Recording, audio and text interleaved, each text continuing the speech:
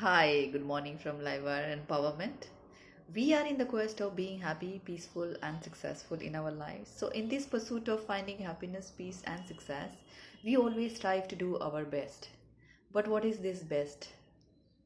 How do we know that we are putting our best talent to achieve our goal? We often hear the term called IQ, intelligent quotient. What is an IQ? How do we define or measure IQ? What are the ingredients of IQ? Is IQ enough to judge anybody's success? Then why it's sometimes that people who are poorly educated or who are college dropouts are sometimes doing exceptionally well in their life? We have ample examples of them: Steve Jobs, Bill Gates, Albert Einstein. And some people who have high credentials, they have highest of degrees and they have done very well in their academic, are not doing sometimes well in their life. So what is an IQ? So IQ has two components. The first one is the verbal linguistic ability, and the second is the logical mathematical skill. So let's see what's an verbal linguistic ability. When I say that I have verbal linguistic ability, that means I have a huge collection of words. So when I have a huge collection of words, I can bring appropriate word at an appropriate time. So I can play with words. So when I have a huge collection of words, I have a big storage house, or you can say I have a memory. I have a good memory. And when my storage capacity is high, I can acquire new words also, like learn new languages. So when my storage memory is higher, when I have a huge collection of words and I can be a multilingual, that means my verbal linguistic skills are higher. What can I do if my verbal linguistic skills are high? I can be a poet, a writer, a storyteller, an author. Since I can learn new languages, I can be a good interpreter, translator, or a news reader. The second skill in this category of IQ is logical mathematical skill. So as the name suggests, logical, so I put logic in every data information that I receive. So whenever I have any information or any data, I interpret them and put them into a conclusion or logic. So my logical intelligence are high. So if I put formula and everything and I pass a judgment behind every data that it behaves. So I think logically. So when my logical intelligence is high, I am more quantitative. I believe in precision and accuracy. I can be a very good problem solver. What can I do? I can be a computer programmer, an engineer, a data analyst, an investment banker, a scientist. So these two combine together and make an IQ. So now no need to cry or feel bad when you score less in your IQ test. When I was in corporate, there was a buzz that IQ is not so relevant. EQ is more important. Emotional quotient. Because we are dealing with people here and not with machines. And people are a bundle of emotion. So if we know how to handle people's emotions, like empathize with client or motivate the employee, then we can yield more productivity. So what is an emotional quotient? So emotional quotient also has two aspects. The first skill is intrapersonal skill and the second skill is interpersonal skill. So intrapersonal skill is also called self-smart. So when I am self-smart, I can communicate with myself and with my mind easily. I know my thoughts, I know my feelings, my fears, my weaknesses. I can self-reflect on them. I can keep on improving myself. So what can I do when I'm self-smart? I can be a good trainer, a coach, a counselor, or a psychologist. So I can train people on dealing with their emotions through my experience because I know how I have dealt with them. The second category in this emotional quotient is interpersonal skill.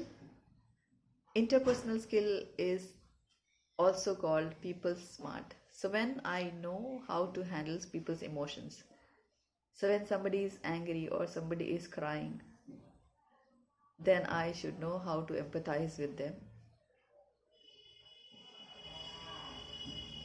and how to motivate them.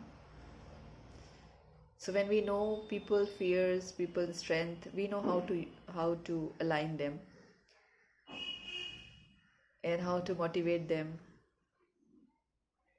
So what can I do if my interpersonal skills are higher? I can be a good PR, a salesperson, a team leader, manager, customer service representative, a lawyer, a judge, good in mass media communication, a good politician. But when we overdo it, it becomes people pleaser. Okay, now my EQ and IQ are super high, but now some unpleasant situation or a challenging situation comes. What happens? I either run or I react. So I either go to depression or I go into aggression. So how to deal with those situations? What skills are required to deal with such kind of situation? Okay, so we need two skills to deal with adverse situation. It is called adversity question. It has two skills. The first is observation skill and the second is body kinesthetic skill. So what is observation skill?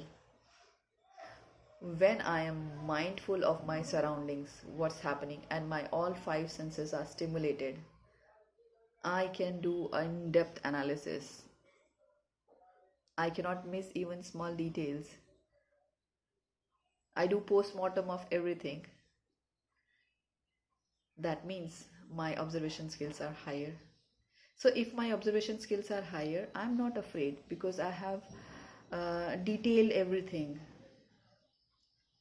So when you become familiar with something, you are not afraid of that. When you go on first day to school, we are afraid. We see new faces, new places. But when we start going every day to the school, we become familiar and we are no longer afraid and we feel comfortable. So what can I do if my observation skills are higher? I can be a very good medical professional. I can be a very good chef, a traveler, or a sailor. Anything related to seeking. A research scientist. The second skill in this category of adversity question is body kinesthetic skill. So what is body kinesthetic skill? It means that whenever any unpleasant situation or danger is here, my body does not feel nervous. It is still like a mountain. So when I don't move and my body stamina is high to resist that danger, to face that danger or unpleasantness, that means my muscle coordination with my brain is higher. What can I do when my body kinesthetic skills are higher? Definitely I can be into sports, into defense. I can be a good dancer. And when my adversity questions are high, I can go into defense services. So my survival is strong. But have we come here in this world only for a survival, or face difficulty or challenge, or always do firefighting? Of course not. What about our creative side? What we about creating something new?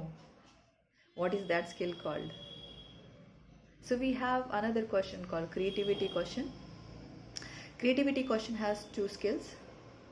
The first one is imagination skill. It is also called visual spatial ability. And the second one is known as musical rhythmic skill. So what is imagination skill?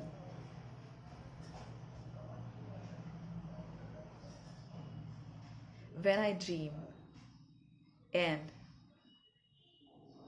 somebody says that dreaming is good, and when I form any concept or an idea, and when this I have courage to perpetuate this idea into reality, that means my imagination skills are good. I know when somebody dreamt of aeroplane, people would have laughed, but today we know that it's a reality. So when you visualize anything and when you have a vision to convert any idea into reality, first it starts with dream or a concept. So when you have a daring or dare to dream any concept or any idea to convert into to convert into reality, that means our imagination skills are high. What can I do when my imagination skills are higher? Yes, I can be a very good landscape planner, an architect, an interior designer, a graphic designer. The second skill in this category is musical rhythmic smart. So if my musical rhythmic skills are stronger, I know how to interpret sound. I know the pitch and the modulation. How does it has to do with the creativity? Yes. When we put emotions in the words, it becomes powerful. It becomes impactful. Otherwise, it's just plain simple words. If we do not know which word to emphasize, where to put comma, where to put semicolon, question mark, exclamatory marks. So when we don't know how to put emotions in our words, it becomes meaningless. So when we know that music and rhythm can create an impactful message, and when I am musical smart or a rhythmic smart, I can be a very good singer, a musician, a composer, a sound engineer, a motivational speaker. So I have discussed all the 4 questions: AQ, EQ, CQ, and IQ. To succeed or to be successful, do I need all the intelligence? Or do I need in some combination? Or do I need balance of everything? Or does it need change from time or need or priority? If I have a balance of all the intelligence, then I might feel that I can do this also, I can do that also, I can be a chef, I can also be a medical professional, I can also be a motivational speaker. So does the world need jack of all trade and master of none? The world does not need just a doctor or engineer. It needs a balance of all the profession. It equally needs farmers, masons, artisans, cleaners, cook. Does our intelligence changes with time or according to our priority? Okay, I remember when I was in school, my idea of intelligence was that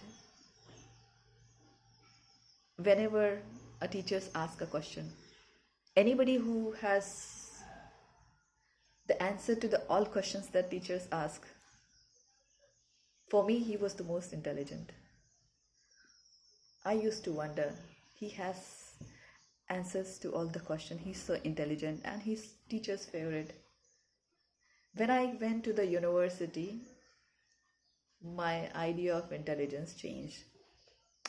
There I used to think the person who has the highest network of friends is the most intelligent, because oh my god, they have a huge fan following, they are so charming that they can charm everybody, they have a huge network of friends, everybody is flocking around them.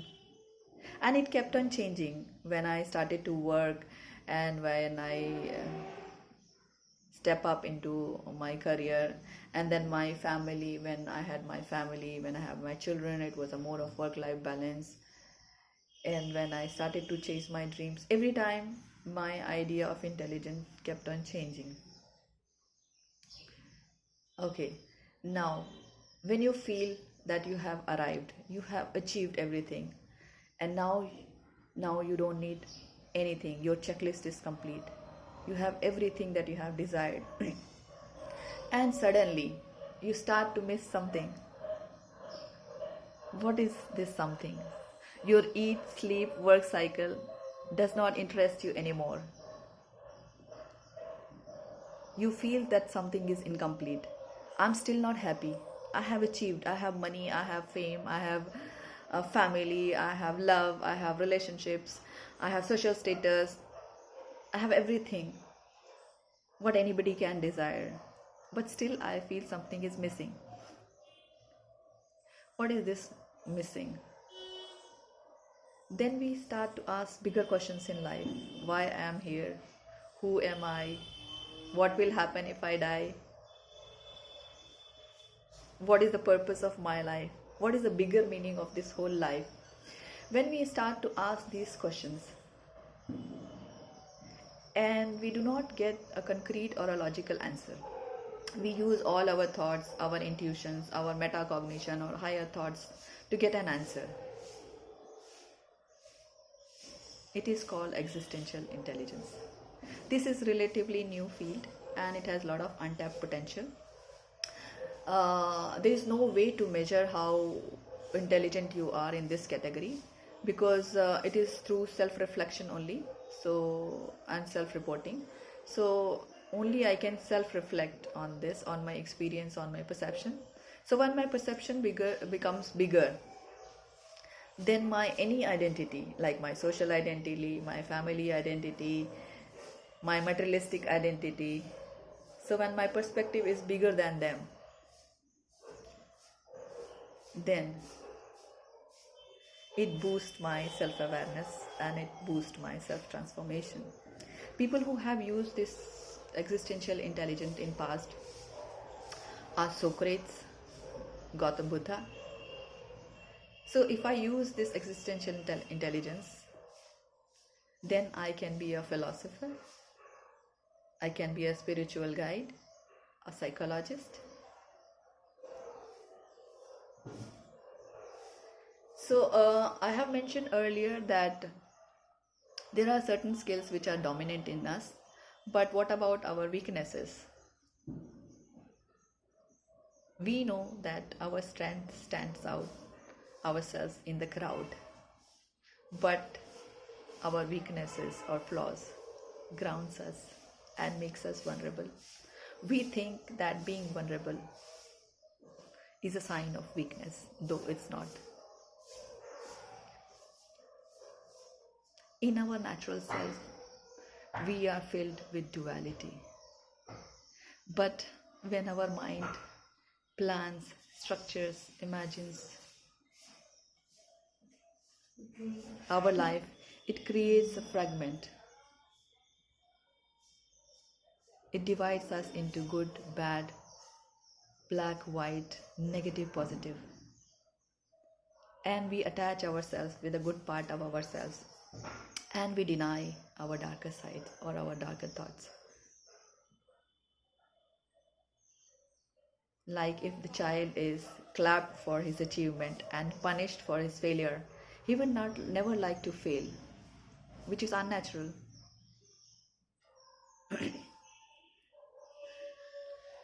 So when we fragment ourselves into two halves, we feel flawed. We feel that we are not good enough. We feel that we are incomplete. Our essence is diluted. We feel fake and inauthentic. Emptiness starts to haunt us. And then we start craving to cover this emptiness or cover this incompleteness by various distractions. We socialize, we shop, we do a lot of shopping, television, sex, we form relationships, addictions, smoking, drinking, drugs. So there's a lot of distractions. We distract ourselves because we cannot face ourselves. But we know that it's a temporary solution. In fact, it's not a solution. We crave to love and accept ourselves. But how can we love and accept ourselves? Because we love certain parts of ourselves and we hate certain part of ourselves.